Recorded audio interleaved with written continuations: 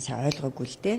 Гэхдээ ерөнхийдөө шинэ одоо засгийн газар ерөнхий сайд болвол нөгөө тангууд улс мөхөөгүй гэдгийг өглөө болгон сана гэдэг шиг нөгөө татврын ачаалал, үнийн өсөлт, авилга хээл хахуйл, урд чи хിവэрэ байгаа, ядуур хിവэрэ байгаа гэдгийг ямар ч санах хэрэгтэй.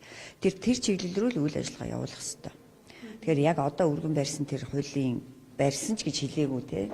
Зарчмын хувьд барина л гэж хэлсэн.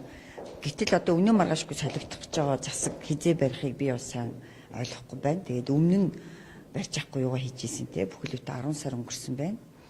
Тэгэхээр тэрийг бол би бол нэг тийм ач холбогдол өгөхгүй байна. Зүгээр одоо бидний бас одоо боловсруулад парламент дээр тавьсан байгаа нэг хуулийн төсөл байгаа тий.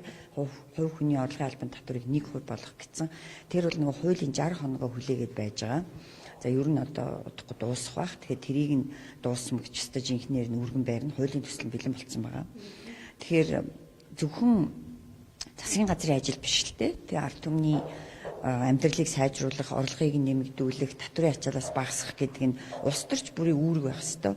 Тэр утгаараа одоо улсын хурлын гишүүнийхээ хуваар хууль өргөн барих бүрийн эрхийнхээ дагуу бол тэр хуулийн төслийг өргөн барьсан байгаа. Тэрийг ямар ч байсан гэд зүтгүүлээд явна. Тэгжээж иргэн болгон баг чадвараа төлдөг татврынхаа хэмжээнээс өөрийнхөө карманд авч үлдээсэй гэсэн ийм л зорилгыг агуулж байгаа. Реформын шинэ чанартай байж чадах уу? За яг реформын шинэ чанартай л байх хэрэгтэй. Сая бол нэг үйлхэд реформын гэхээсээ илүү нэг 14 мега төсөл нэрийн дор ямар ч тийм дөрвтэй шинжил хийгдэггүй л дээ. Огтын хийгдэггүй. Нөгөө төрийн албыг багасгах гэсэн эсрэгээрээ нэмэгдүүлсэн тийм маш ихээр нэмэгдүүлсэн.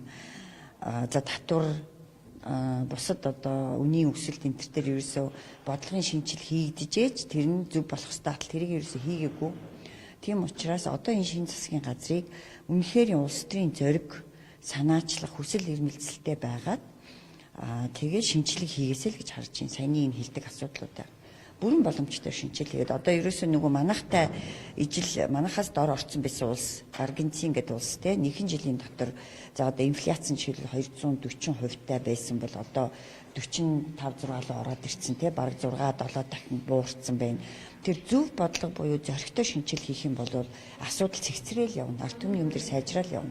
Тэгэхээр тийм шинжилгээний засгийн газар байгаасаа л гэж бодож байна. Гэхдээ худлаа хоосон популизм буюу PR биш яг бодит ажлыг барьж аваад хийдэг ийм засгийн газар байгаад үр дүнд нь ард түмний нуруунд дээрээс татврын ачаал багасаасаа, үнийн өсөлт багасаасаа, инфляц буурасаа гэсэн ийм л бодолтой.